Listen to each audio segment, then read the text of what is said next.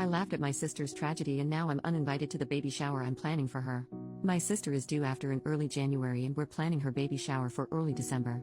She decided she wanted to use my mother's maiden name, Rafferty, as her daughter's name. Not a tragedy itself, and I guess it works as a unique name. But yesterday I texted my sister that I needed to get the custom items with my niece's name ordered ASAP so they arrive in time for the shower. My sister then let me know they're going with an alternative spelling of Rafferty. I texted back, an alternative spelling of our mother's maiden name? My sister wants to spell it Rayfarty. So I sent back a bunch of laughing emojis and she asked what's so funny? I tried to explain that no one will pronounce that as Rafferty and she'll probably get plenty of the same mispronunciations. She told me I was being ridiculous. I texted back, my poor niece, little Miss Farty Ray. I was uninvited to the shower and my mom told me today my sister doesn't want me as the godmother anymore. But, Ray Farty is really bad, isn't it? Someone needs to tell her, right? Update, 2 days later, so we had an intervention on Ray Farty. I know everyone said to send a link to the original post to my sister to show her that 103% of the global population would call her daughter Ray Farty and that would be the easiest thing to do, but some commenters said some pretty gnarly things about my sister that she doesn't need to read and feel worse about herself. But I wanted to address a few things that came up. First, for those saying I shouldn't bother paying for the baby shower anymore, I had no plans to not continue to pay and help out. Disagreements and fighting aside, I love my sister and want her to go into motherhood filled with love and support, regardless of whether she wants my support or attendance at the event. Second, my sister's husband was made aware of the spelling change of Rafferty to Rayfarty about a month before my original post. He said he didn't think much of it until he saw it written down and immediately saw it as Rayfarty, too.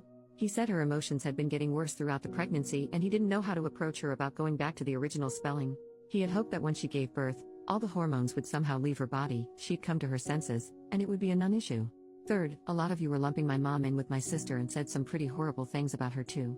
All my mom knew was from my sister calling her to complain that I laughed at her for slightly changing the spelling.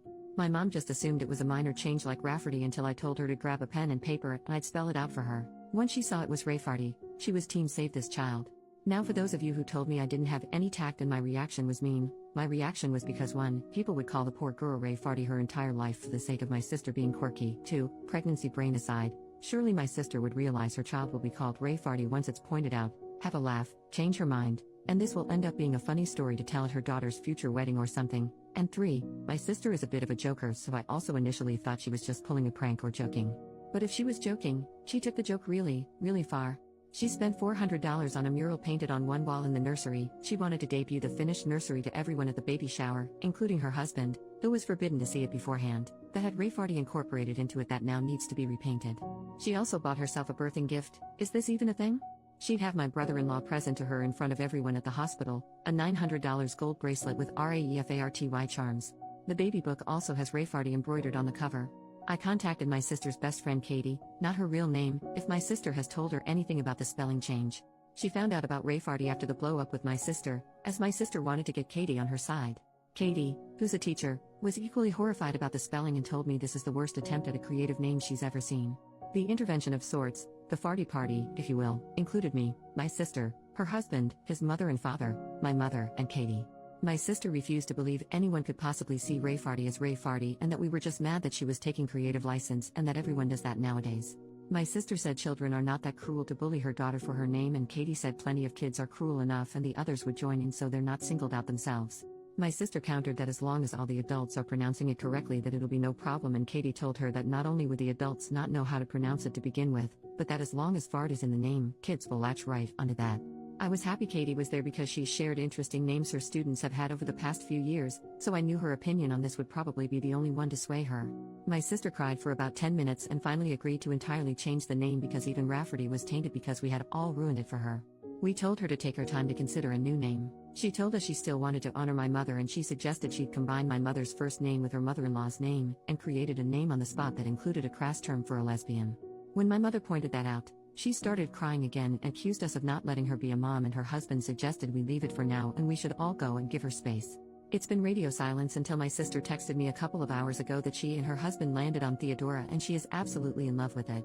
She even decided by my unborn niece looks like a Theodora in the ultrasounds. She got those creepy 3D ones done where every baby looks like the same copper potato. I replied that was lovely and that I'm so happy she's happy.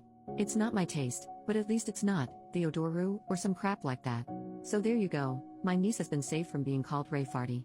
I'm invited to the baby shower again, and I know this is just a little blip with my relationship to my sister and will be fine, but Katie will be taking over as godmother, which is fine by me. I can always be godmother to their next child, who will probably be named something like Taramshu.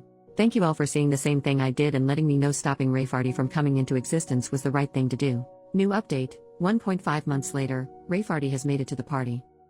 I don't know if you remember my post from a few weeks back about my sister wanting to name my niece Rayfarty, pronounced Rafferty, not at all like Rayfarty. My niece has been born 2 weeks earlier than expected, but she is healthy and home now. When my sister first held her, she said, "She's so adorable," and got an idea. She wanted to change from Theodora to Theodorable. Thankfully, my brother-in-law put his foot down. He did give her carte blanche on the middle name.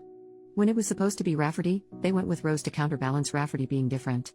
Now that Theodora was the normal name, and because my sister just cannot not be extra, she chose Jazinville. Theodora Jazinville. A Rayfarty rose by any other name would smell as sweet.